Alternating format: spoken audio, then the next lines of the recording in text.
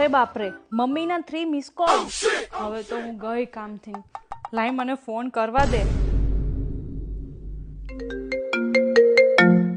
હા મમ્મી, તું શું કરે છો ક્યારની? મારે હું હવે કઈ તારી રાહ જોવાની કે તું મને ક્યારે ફોન કરે એમ? ના ના મમ્મી, હું છે ને વોશરૂમમાં હતી. હા હા, મારી સામે છે ને કઈ લવારી કરવા, મને બધી જ તારી ખબર છે. તું ઓલા ટિકટોક ના વિડીયો જોતી હોઈશ. મમ્મી, એને રીલ્સ કહેવાય.